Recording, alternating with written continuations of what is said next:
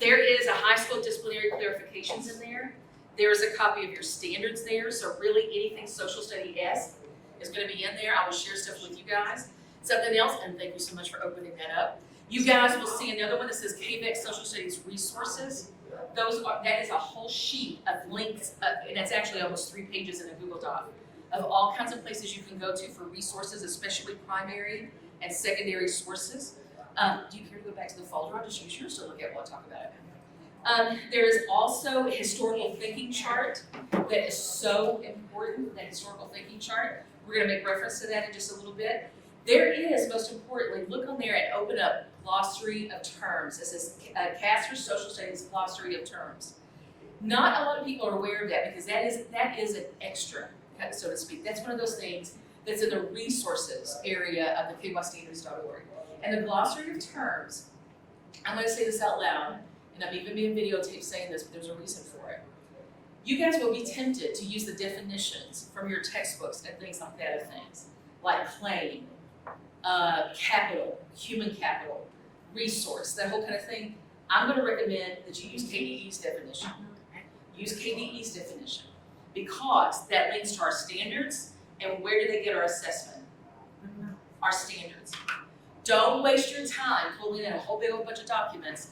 I always suggest, recommend, and heavily encourage everyone to use the resources that KDE creates because those are directly linked to our standards, and that's our bread and butter. That's where everything happens. So that glossary of term, like for instance, you guys will look on there, cabinet. When you have to teach your kids the idea of a presidential cabinet, there's the definition right there. Absolute location, there's that definition. Now, what you sometimes have to take those definitions and scaffold those, build some understanding around them. What I do all the time when I tell teachers to do that, like the one word right there, it says the exact, I might put beside of that precise to help your kids, because they may need that defined. Geographic, the whole kind of thing. I mean, you can even do some of these in visual representation, but if you do, put it with this definition. Claim is a big one for me. So we'll back up for just a second. Let me see if there's anything else in there I want to bring your attention to. The architecture, the standards you have in physical form in front of you. The inquiry practices you also have in front of you. And so we don't have to talk about this, but I put those there for you guys to have. Like I said, you have the standards. You have the PowerPoint for today. You also have, if you guys would, click on the thing that says New Teacher Teaching American Principles Act. For those of you that are middle school, have any, I've got a middle school right here in front of me. Do you have any other middle school folk? Okay, so those are, when you guys are looking at that, this is a law that was passed, not this summer, but last summer. And notice I said law. This is not KDE, this is Kentucky Regulatory Statute. They have told KDE that they shall, as they said in this law, incorporate fundamental American documents, which by the way, you guys, 95% of these we already incorporate. Shall incorporate fundamental American documents and speeches into the grade level appropriate middle and high school, social studies academic standards, and we added 2 new standards, and you guys will see them there, but they're in regulatory, so not yet, and align corresponding assessments. So yes, for those of you that are middle and high, and so when we put this on the holler and people come back that are middle and high to watch this, they'd be able to see it in the folder, plus most importantly, I'm saying this out loud. So once this goes through the KDE's regulatory process and it officially becomes part of our work, then what will happen is that there is a new standard for 8th grade, a new standard for high school, and those documents are part of it. So we have to make sure that we address those documents. So we've got that out of the way for you guys. Let's jump into this stuff up here. So I mostly have, this sounds like elementary. So where are my second and third grade, first grade? Third. Kindergarten, yes. Because you're first, second, and you're third. That's wonderful. And you are 1, 2, 3. So you're 1, 2, 3. I can't emphasize to you guys enough. You don't know how excited I am to see you guys. Because, to put this lightly, third grade especially, the second and third grade are hinges to the 4th and 5th grade standards. They are, and you guys are the ones that are going to make it fun. I have my K3 training. If you haven't been to Monte Carlo's K3 training, I would love. We'll talk about that. I think we're going to do that again here in person, so you'll be able to come to that one as well, and that's going to be great. But for folks that are 4th and 5th grade, I'm looking at at my friend back here. What's your first name again? Yes, Devin. Devin back here is one of my 4th and 5th grade people. They're gonna be like, please bring that in. So you guys will see where your standards are found. That will always be in the PowerPoint. You guys can just kind of go there and look at that. I put that in just in case we have some folks. I'm gonna skip over it. So what is the architecture of our standards? So everybody has got that sheet there in front of you that has circles in it. So let's talk about the architecture, because you can't, unless when you went to a new building, you need to know the architecture, don't you? You want to know where the bathrooms are. You want to know where, possibly, like a nice little comfy room to go and sit for a minute. You're going to want to know where things are in that building. You're going to want to know where the fire exits are. So for us in our social studies, we need to know the architecture because we need to understand how our standards work. So I'm going to first ask you guys, what do you know about our standards by looking at this picture? So what do you know?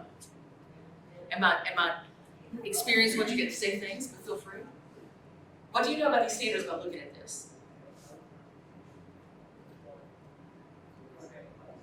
Don't be afraid. This is my wait time.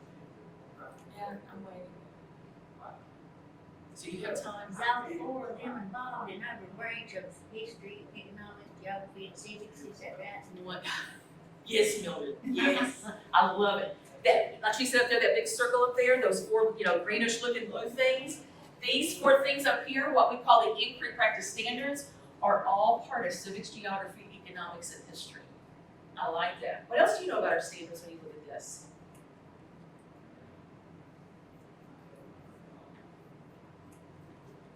Especially those of us that went to school 10 years and later ago, what do you know about our standards by looking at this? Look at those 4 little things down at the bottom that have different colors. That's a hint to it. What do we know? Don't be afraid. Be bold. I don't take your birthday. I don't kick you out of the building. I don't say you have to leave. You can't be a new teacher. Huh? And you don't sign the paper. Yes, and I don't sign your paychecks. If I could, you'd have a lot bigger one. But anyway, so what do y'all think? What's those 4 little things there? What do we notice about that? It's got an arrow running in one direction. Yeah, so what you see here, we've got an arrow going from investigating to the 4 disciplines. These are the 4 disciplines. In the past, when you went to school, you were taught heavily within the history domain. Yes. And you had a little smidge civics. Yeah. You were really lucky if you got a little bit of that geography. And God knows we prayed to good. I love it. I didn't have to say, what's your name again? Casey. Before I could even say the word economics, she went, nope, she gave me that thing. No economics, not here. So now we know by looking at this, notice how they are equal in size. Notice how they come out from investigating, because when we're in the investigating phase of our, and this is something else you guys will notice, as Mildred said, the big, blue-green thing that you guys are looking at there, there's an arrow all the way around it. What I would like for you guys to do is to write the number 1 inside questioning. Because if you think about it, what you know about the architecture of our standards is that questioning, all good learning and great teaching starts with questioning. And when I do these longer sessions with folks, I always ask them, what is the last thing that you needed to learn or wanted to learn? And for me, I always use this example. I needed to learn quickly how to put a door lock back into a doorknob, and I'm talking an outside door, because it fell out at my mom's house. We were the only 2 home, and my mom was bedridden and only had use of one hand. She could not fix that lock. So I had to YouTube, and I typed in, how do I put a lock back into a doorknob? And it went step by step. It was roughly almost an 8-minute video. And in 10 minutes, I had that lock back in the door. I have never felt so achieved and so successful in my entire life, because I had to use a screwdriver, and I had never really used one before. And it was, not like that. And I was so excited, because I was like, oh my gosh, I've learned this. But I learned it because I asked the question. If we walk in with kids and we say, today guys, we're gonna talk about the American Revolution, you've lost half your kids, because they're trying to define every word. They're trying to find, what does it mean to be American, maybe, if you get those really esoteric kids. But the rest of them are like, what's a revolution? When we talk about revolution in science, that means to go around something and that whole kind of thing. So so you've got kids, but you've got a couple of kids that are like, American Revolution, is that the one we fought in the 1940s against Germany? I mean, they're everywhere, except where we need them to be.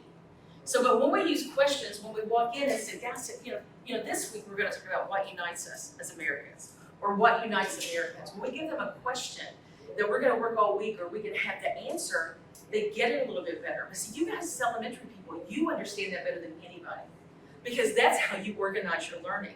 We middle and high school people, we walk in and we're going to announce to the world today what we're going to talk about, because what we have to say is so important.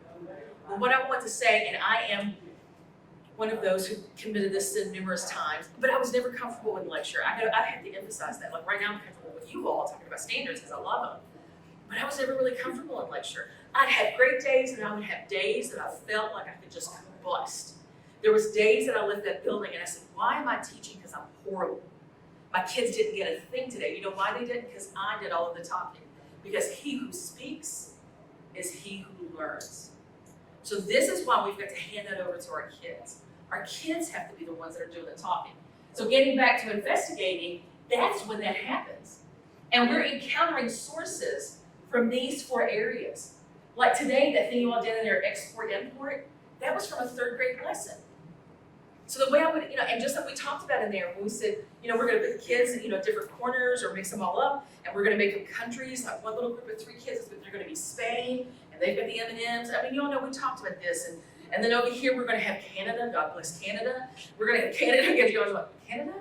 Don't hear a lot from Canada. Well, today you are, because they're gonna have the Starburst burst, and everybody wants the Starburst, right? So we're gonna get these, and we're even gonna have a map thrown up on the wall. And we're gonna have little pins or some kind of little thing up there. I know you guys are flashy. I'm middle high school, I'm not flashy. But you all know how beautiful you all make it. And you're gonna have little markers on each of these countries while you're talking about them. And you've got the goods. And we're gonna get the kids, that is in 3rd grade. And that's the kind of things we're gonna do with our kids, K3. To get them interested, to get them thinking about social studies. That's all we need from the K3 folks. So that when they walk in the door in Devin's class in 4th grade, what grade are you in? You're 3rd, right? When they walk into Devin's class, they're ready to go to think about the big stuff in social studies. So we're going to do that in investigating, and we're going to encounter. I mean, just think about it, you guys. That lesson we described over there was an economics lesson.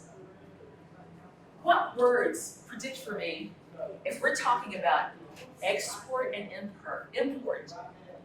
Give me a couple of words you think that we might actually accidentally have to actually mention if we're talking about exports and imports. Economic words. Goods. Services, trade, supply, demand.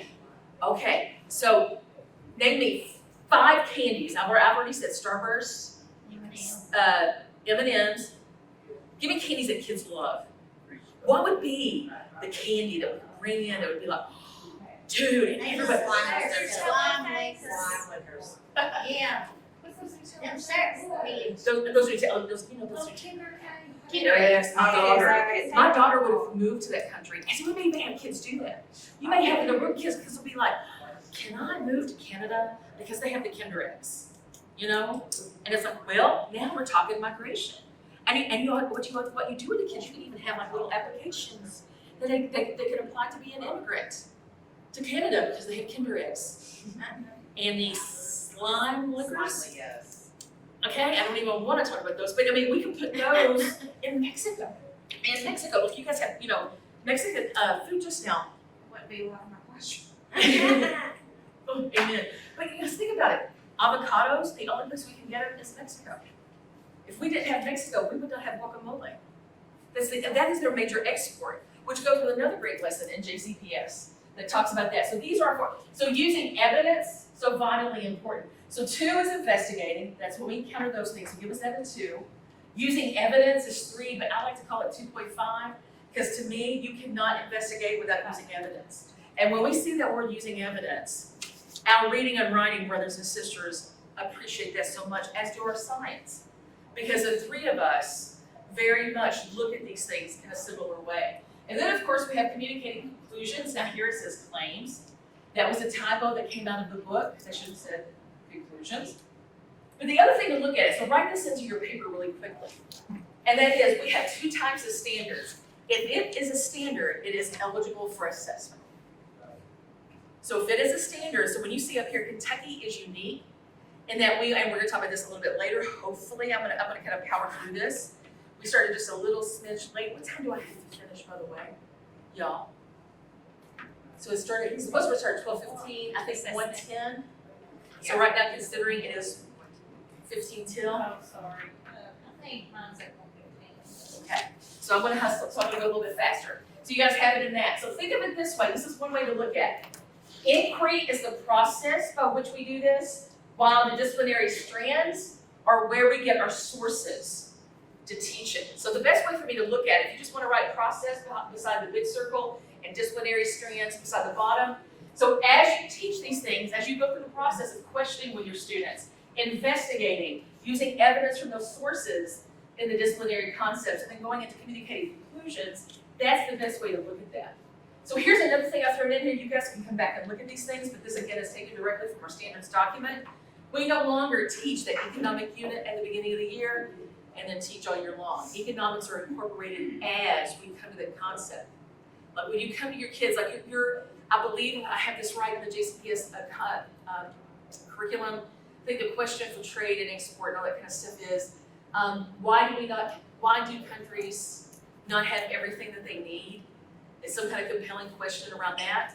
So that being said, like here, blueberries, I think the United States is third in the world for production of blueberries. There's 2 other countries that produce a lot of blueberries, so they get to export. So we're going to talk about these things all together at one time because that's geography, right? About where things can grow. So that's the way to look at it. So we're going to bring geography in while we teach economics, and our geography and our economics dictates our history. Think about it. Kentucky is so important to the world horse racing industry. There's a reason for that, and it is linked to our geography. So the concepts and practices really fast is what I'm going to go over super. Just think of it this way. Within the disciplinary concepts are the broad ideas, and the practices are those skills. So that's the part that you guys will see inside the standards, but we're going to hustle because I want to show you guys this. I love how we now code our standards. Again, this is what I'm going to recommend you come back and look at. For those of you in this room that are K-5, your standards will always look like this. Kindergarten, whatever discipline is the second one, in this case it's going to be civics, geography, economics, history, then this concept and practice, and then of course the number.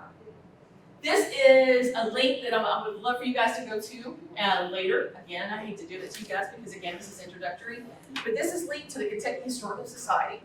Back in the olden days, 4th grade was Kentucky Studies. Then the kids would get in 5th grade, and they would have to learn everything from Columbus to the Civil War. Didn't make a lot of sense, did it? So I'm going to go here to show you guys. Oops, we're going to come back to that activity.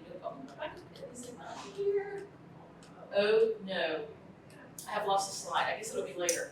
So I'm going to talk to you guys a little bit about what all the different classes and everything else teach. But Kentucky Studies now is in every year. 1st grade, you guys get it handily. That's yours. Kindergarten talks about it a little bit. 2nd grade, all the way up to senior is going to have an experience. So that one link you guys can use. So right now, what I want to do is an activity. We're only going to spend about 5 minutes doing this. Forgive me. So, oh heavens, Casey, if you don't care, would you go back and sit with Devin and Megan? Awesome. Devin and Megan, if you go back there, so that they'll need to have a partner. So I want you guys, I'm going to pass this sheet out to you. So we're going to look at the inquiry practices. And this is going to help you understand, again, process. Lord, I swear, we teachers, our DNA is everywhere. It's a wonder we fucking identified or something. All right. So what we're going to do really quickly, because for me, for you to understand the process is so vitally important to this. So right there it says, what are the inquiry practices? You guys can see at the top of the page I gave you. Read through your assigned section, then identify the 3 big takeaways. I'm going to do investigation. So if you 2 would do questioning, you 2 would do using evidence, and you 3 would do communicating conclusions. I want you to read that section. You have highlighters on the table. So grab you a highlighter. It'll take you 2 minutes to do this. Read your section, then highlight the 3 big takeaways that all of us are going to need. Yeah, that's just one. Shut the front door. I left that one still back. Don't tell Mary I'm still there. So ready? I'm going to count. I do time. So take 2 minutes. 1 minute to read through your section and 1 minute to highlight what you need. So go. The 3 big takeaways from that section.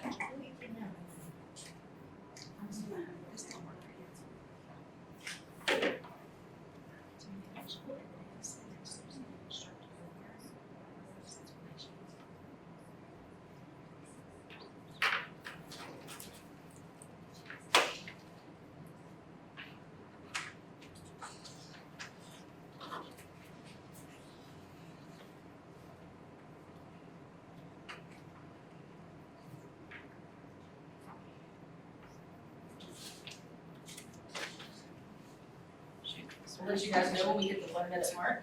Everybody likes to.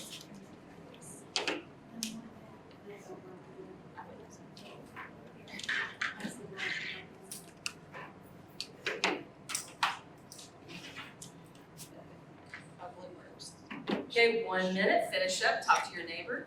Identify those 3 big things. I want to hear y'all talking to each other. The collaboration is very important. Logical evidence and how to construct arguments and explanations.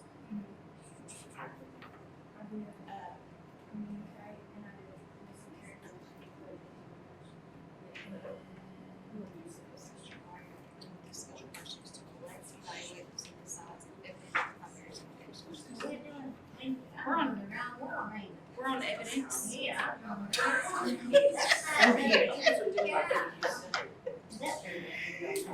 Kim was doing investigating, I think. I love her neighbor. She'll live forever. No, Kim's not investigating. Okay, 20 seconds. Yeah, I've got to investigate. 20 seconds. So logical evidence constructs arguments and explanations. They have to understand these studies. And 10 seconds. Understand social skills.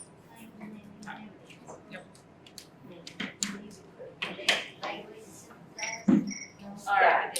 So here we go. We're going to go through this very quickly. So in questioning, and you two up here from Alice Lake County had questioning. So what are the 3 big things that everybody else needs to highlight? So ready? If you want to get a different color highlighter, or just keep the same one, it's entirely up to you. So what are the 3 big things we need to know? Compelling and supporting is essential to the study of social studies. Awesome. So the 2 types of questions, compelling and supporting, is essential to the study of each of the social studies disciplines. So we have 2 types of questions, compelling and supporting. Awesome. Give us another one. Compelling questions are open-ended. Good. Compelling questions are open-ended. If you can't answer it quickly or easily, you've got yourselves a compelling question, and sometimes your kids ask you questions like that. Perfect. And give us our last one. Supporting questions can be answered through the use of concept and practice. Perfect. So supporting questions are answered through concepts and practices of each of the disciplines. For instance, we don't just use graphs and charts and things like that in math and science. We use them heavily in social studies. That's our math time. We take percentages and we'll interpret those into graphs, charts, whatever it may be, and we'll put those in there. So that's an example of a practice and a concept, or supporting a concept within a supporting question for economics. And sometimes geography. Sometimes history. It depends on how you're interpreting for that discipline. Investigating, the big thing I want you guys to highlight there is allow students to gain insight into compelling and supporting questions. And go ahead and finish that off with using content, concepts, and tools for each social studies discipline. Go down to the line, involves the skills students need to analyze information and develop substantiated claims. And of course, on the last line, occurs through the exploration of the discipline strand standards. Those are the biggies. And those make a lot of sense to you all because you're elementary folks. That's pedagogical. You will understand that. You see that completely. All right, let's go to using evidence. What did you guys say? Logical, you have to be able to have logical evidence. Logical evidence, I like that. Construct coherent arguments and explanations. Amen. Construct coherent arguments and explanations. And then you have to be able to understand your social studies disciplines. Yes. And then collect, evaluate, synthesize Amen. I knew you would hit the biggies. That is our mantra. So go to that one right there that says collect, evaluate, and synthesize evidence from primary and secondary sources. 2, develop a supported claim. That sentence right there, if you all want to take a little star with your pen or pencil, or whatever it is that you're writing with, star that sentence. That is the ultimate goal for us with an inquiry, is for our students to be able to, to bring together, which means collect, to bring together those sources that they're going to use, to evaluate, which means decide how you will use it, and synthesize, which means to be able to use that within a substantiated claim. First graders, I promise you, first graders, you do this every day. And we'll talk later about how they do that, but they do it on a personal level, okay? So this first graders can convince you to do anything. All right, let's look at the last one, communicate conclusions. What are those? Communicate their own conclusion. Communicate their own conclusions, hallelujah. No more cookie cutter. I'm gonna tell you guys a little story. When these kids are developing answers to supporting questions each day, our K1, 2 kids, especially K1, but probably some of our 2, we're gonna use Flipgrid, we're gonna use Seesaw.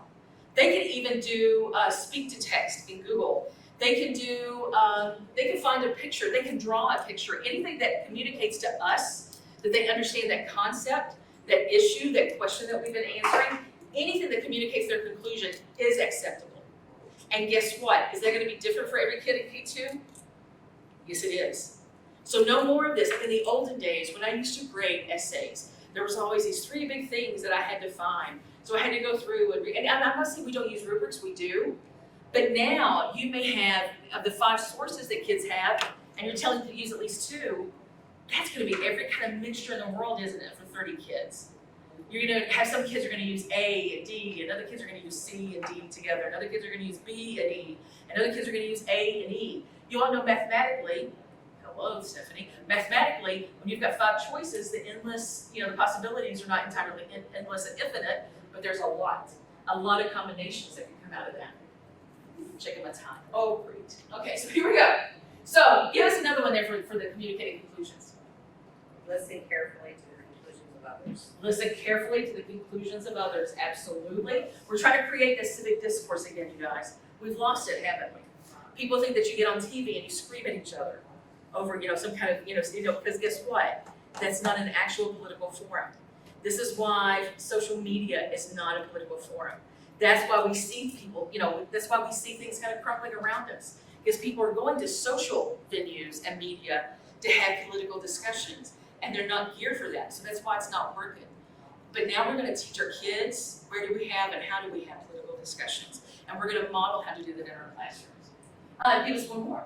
Utilize newer media forms in order to share their conclusions. Yes, down there toward the bottom, utilize newer media forms in order to share their conclusions. That is the Flipgrid, the Seesaw. Now I noticed that they skipped over, and you guys probably did too, where it says multimedia presentations and discussions can be used, reports, tables, diagrams, graphs, all of those can be used.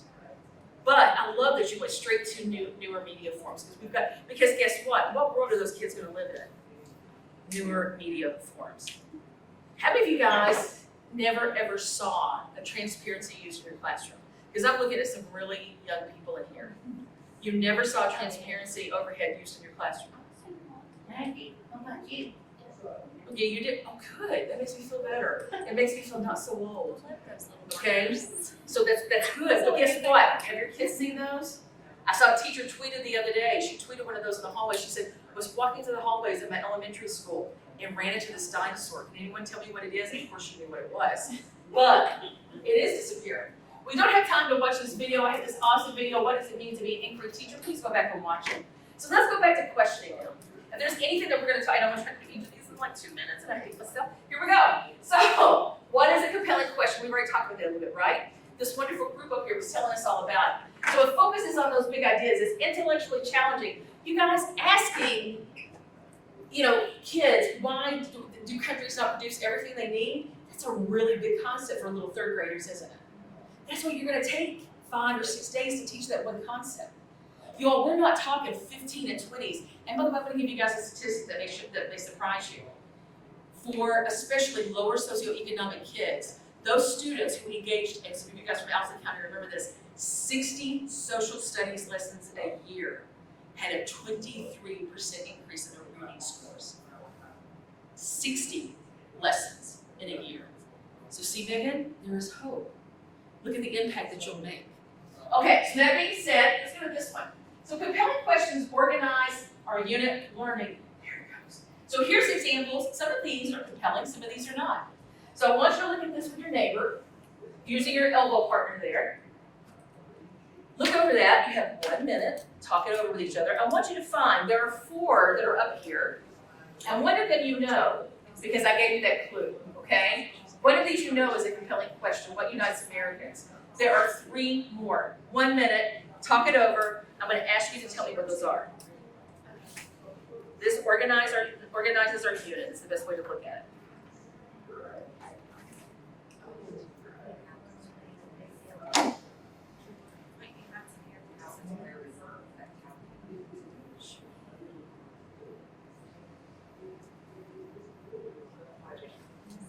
That 30 seconds. could be I've seen this before. Yes, you can answer. Yeah. Let's say it 10 younger. Get ready? Yeah. 10 seconds. Listen, don't feel bad. I'm good still. All right. I'm going to go ahead and turn the timer off before it goes off. Back here, I heard you guys say one right off the bat. What was it? How does where we live affect how we live? Yeah, how does where we live affect how we live? It's somewhere. I could teach that in kindergarten, 2nd grade, 1st grade. I could teach that in every grade level, K-12. What changes once they hit high school is that learning becomes much deeper, doesn't it? It becomes much bigger. In 8th grade, it's huge. Okay, give me another one up here. Mildred and Rachel, what did you guys say? Did you go to the next one, the next slide? Mildred, why don't you tell them? I had a feeling y'all was doing it. Let's go ahead and do this. Here are the 4. Here are the 4. If nothing else, this will be the funnest video on the holler. That's all I'm saying. All right, so yes. So here's the 4. I knew I shouldn't have given y'all my PowerPoint yet. So why do I have to be responsible? That is a kindergarten lesson. That is a 1st grade lesson. That is a high school lesson. Why do I have to be responsible? The discussion looks very different in high school again. How does where we live affect how we live? What unites Americans? And can conflict truly be resolved? I can use that last question with World War I, World War II, Civil War, American Revolution, because God knows they came back in 1812, that whole kind of thing. So can conflict truly be resolved? So our supporting questions are focused learning. So that's our daily stuff. So let me show you guys really quickly what that looks like. So our compelling question, like I mentioned to you guys a minute ago, is what unites Americans? So we now supporting questions, and for those of you that have taught 5th grade or will teach 5th grade, or that you were in 5th grade, how many of you guys just remember when you were in, let's just say it out loud, when you were in school, your teachers talked a lot, they talked the whole time, they would give you worksheets to learn little things. And when I say to you American Revolution, all you can remember is who fought, right? You do remember, because you're intelligent people. You remember who fought. You might even remember a battle or two. Could you name me a battle? Not you, because you teach it all the time. Can somebody tell me a battle from the American Revolution? Don't say anything, Devin, because you're 4th, 5th grade. Just name me a battle from the American Revolution. It's okay, you're not disappointing me. You're telling me exactly what I needed to know. That's why that's not the way to learn social studies. It's to look at these concepts, to look at questions like this, to answer these questions and to learn through that. When you did it the old way, which was learn it, memorize it, regurgitate it, good job. No, that is not social studies education, y'all. It's not. So using evidence, so looking at this, notice how I've got that one highlighted. You guys have already done that. This is what requires students. Another way, what does it mean to collect? It doesn't mean do not, please do not. And I'm saying this on film, so I mean it when I say it. Do not cut those kids loose on the internet to go find their own sources. You get the sources and you bring, I know you're like, but I want them to feel like historians. I don't know how to tell you all this. Historians don't even do that. Historians go to libraries and they take their big concepts to the archivists and to the librarians and I'm researching this. And they will say, oh, here, let's take you into these big fancy files. And we have collections for you to go through. Now, yeah, we'll search as adults, but you guys, here's the thing. That's a rabbit hole you don't need and that wastes a whole lot of time. So don't do that with your kids. Collect means I have given my kids 6 sources and they're gonna pick the ones that's gonna answer that question for them. That is the collecting process. In the process of collecting, they're saying, oh, this one proves my claim. but this one doesn't. I have to make sure I don't use this one because this will make my answer look bad. That's evaluation. That is the process of evaluation. And then synthesizing is when that kid can look at you and say, it's important that countries trade with each other because we don't make everything that we need. And my example is, I love guacamole, and the only place that we can get avocados is Mexico. That third grader just started a phenomenal claim, but only started it because we don't have time to finish it. So again, this slide is very important. Notice this is directly, says students are required to, whenever, that's what's in red. When I see something written from KDE or whatever, it says students are required to, this slide is important. This is the big stuff they gotta be able to do. Communicating conclusions can look at everything in the world, depending on the grade level. Like I said, if it's K1, 2 kids, I want them to talk all the time. I want them to talk to me, I want them to talk to each other, I want them to go home and talk to people in their home, in their community, come back and teach. I want my kids talking all the time. Social studies-esque kind of thing. And when we talk about what is the function behind this, because the big thing for us is to construct explanations and eventually they'll construct arguments, but it's to teach them how to synthesize information. How badly do you need kids to be able to synthesize information in 5th grade, Devin? And Rachel in 8th grade? Pretty bad. Pretty bad. We need it pretty badly. We check the time, gotta stay on target, 1:05.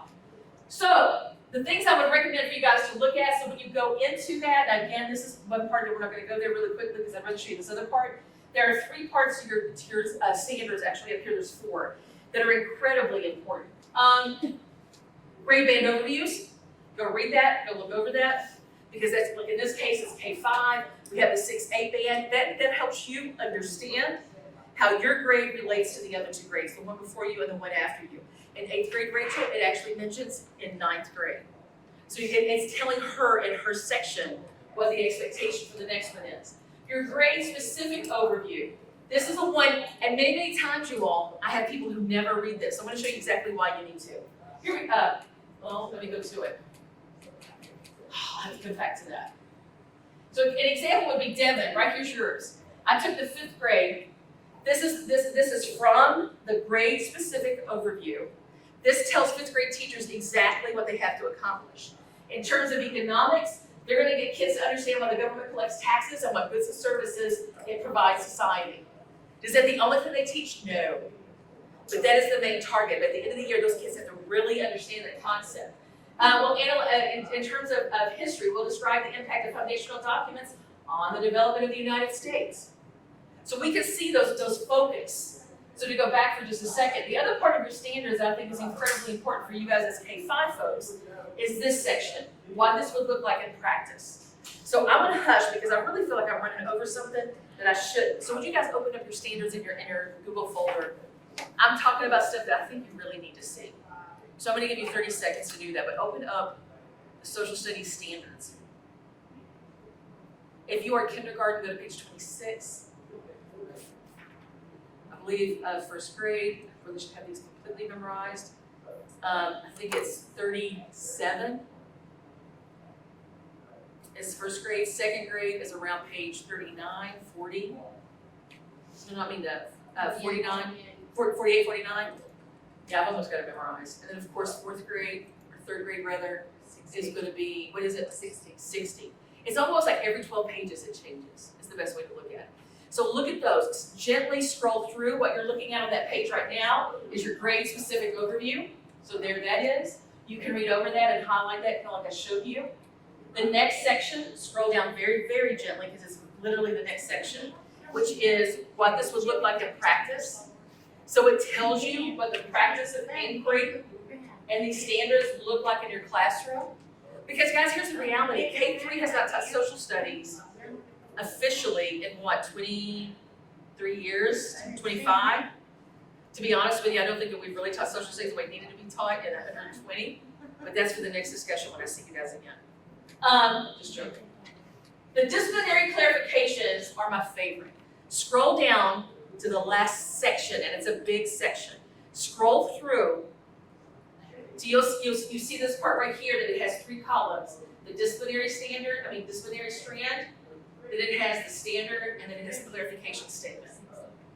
So when you sit down to deconstruct these standards, we've done a lot of that work for you, okay, through the standards document. And that is, when you start identifying DOK, you need this section. This is not the ceiling, this is the floor for this standard. This is not as high as that standard could go, but the reality is K3 folks, and sometimes K5, are not official social studies majors. You guys have to have some kind of parameters and directions in terms of these standards. So Megan, that's 1, 2, 3, here you go. You go to these standards, it'll take these standards, and it will either group them or they'll have them there by themselves. But those disciplinary clarifications give you an idea of what to teach within your standards. So what does this look like in a classroom? So here's an example of a kindergarten unit. Notice how this kindergarten teacher, she's going to make sure, by the way, every question a kindergartner asks, right, is a compelling question, every single one. So that's the only questioning standard they have investigated. But look at that. They're going to use some economics, they're going to use some geography, history, and of course civics in this unit. They're going to be focusing on the using evidence standard of identifying information from 2 or more sources. And then of course, constructing their conclusion. These are the themes. This is one thing I really wanted to make sure that you guys saw. So for grade 2, so Megan and who's my grade 2? Oh yes. That is North American interactions, that is Canada, United States, and Mexico. And again, I'm going to show you guys a website. I will actually share that with you all, but I may do in our folder. I'm going to do a little extension of this training, just a little smidge. I'm going to record a video on Zoom and put it inside this folder. Because there's a few things I just want to kind of make sure that you guys are aware of some resources and sources to use. Migration and settlement, Devin, in grade 4. That's just about getting all those Europeans over here and filling up the whole continents, plural, as in North America and South America. And we've already looked at this one briefly. Here's the 6th grade, and here's the 8th grade. You have those in the PowerPoint. You can go back and look at those. So what does daily instruction look like? Whatever your compelling question is your assessment. The kids can represent, they're looking at is that the only question you ask? No. That's a training I'm doing Friday. Okay? That's what I'm doing Friday about developing benchmarks. We can actually develop KSA style benchmarks. If you want to do that individually and you want to work with me on it, or if you're part of what ends up becoming the new teacher core, then we're going to talk about that in a little bit. So whatever your compelling question is, that is your assessment. So an example of that would be, I took that 5th grade unit, and by the way, this is also an 8th grade one, but you guys gotta look at those a little differently. So here, we know our compelling question is going to be what unites us, or what unites Americans. I'm going to get my kids thinking about that. I'm going to stage the question. For my kids, I'm going to talk about UK basketball. What unites us under UK basketball? Well, it's common, knowledge and understanding that we have to hate Tennessee. We have to hate Duke. There's just certain things that we do as UK basketball folk, right? So once we understand that, that unites us, doesn't it?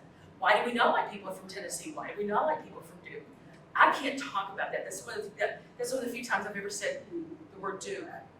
Okay, because I'm still bitter from 91, 92, you know the end for that. I can't even remember the year now. I don't want to talk about it. So anyway, because that's our history, that's our shared history. That's what makes us do things the way we do, right? So, day 1, how did British taxation change the colonists? Day 2, how did ideas unite the colonists? And day 3, how did the colonists organize themselves? But what I love about it, your daily instruction, here's what it would look like. I really wish I used the 3rd grade example because I loved it. I'm really mad at myself at the moment. So in this case, 5th and 8th grade teachers, when y'all do this one, how do the colonists organize themselves? This is one of your supporting questions.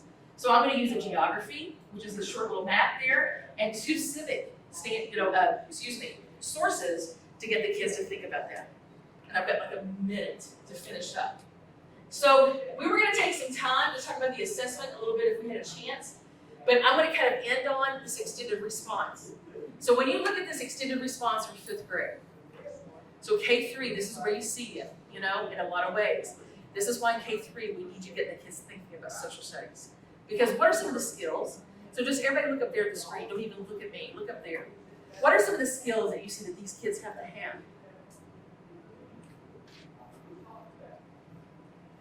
Well, one thing I'm going to draw your attention to are the first words, while you are analyzing the sources. Our 5th grade kids have to analyze sources. What does it mean to analyze? That means to source it, and by the way, you all do this in 2nd grade. You have to source it. That's where they first learn how to do this. And then in 4th grade, they're really going to place it in context, and they're going to do cooperation. There's 3 steps, full steps within analyzing. And under each of those, there are multiple steps. So when we look at this, while you're analyzing the sources, think about the compelling question, what makes a government good for people? This is why how we use compelling questions should be second nature to our kids. This is why you all just do that and you talk about it and you get the kids loving it. Get the kids to the point that when they walk in another social studies classroom that next year, it's like, what's gonna be our first compelling question? I just love compelling questions. I know you're like, keep dreaming, kid, but no. I am gonna tell you guys this. So we'll talk about this again. I'm gonna finish up with one thing, and that is this. And I always tell the story, and one time I made a teacher cry last week with this. I didn't mean to do that, I really didn't. But I know we all think about reading and math because they are so vitally important. And these two people back here at this table are intricate to that, okay? But I want you guys to understand, in terms of reading, we read in social studies. When you look at the integration of this, we read and we write. For 120 years, it was this whole idea that in social studies, we memorize things and spit them out on the test and that was it. But we finally have brought the true skills of social studies to the classroom.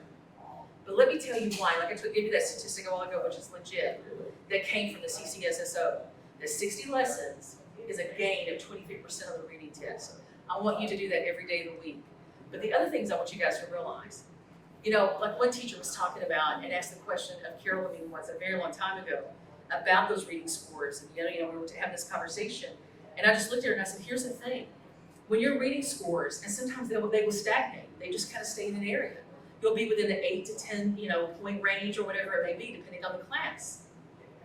But if you want to amp that up, then you bring in reading, you bring in science and social studies. Because there's going to be other kids that are readers, and I'm probably looking at some of them in this room, that you loved social studies, that's why you went into it. That was a step where you were going to catch you. I know for me, it was my second grade teacher. I was an early reader because I lived with my grandmother and she was an English teacher, so I had to read before I even went to first grade. So I could read by the time I got to first grade. My second grade teacher recognized that and saw one that I was a little bit bored with, the level of stuff that we were doing, me and this other girl. But I'll never forget the day that when she took us to the library, she told the two of us to stay back. And we were like, oh God. And I knew that I always got in trouble, and I'm like, she's good, why is she here? Kind of thing. And so she pulled us to the side, and all the kids were going over to the right of the library, which is where all the babies went. Okay? And then she took us over to the left, and she took her to a section about science. And there was, chapter books on birds and different kinds of mammals and all sorts of kind of stuff. And she went crazy. And then she took me down to the corner, I still remember this, and I looked up and there were books about people. Because she knew from the questions we asked in class, that's the stuff that we liked.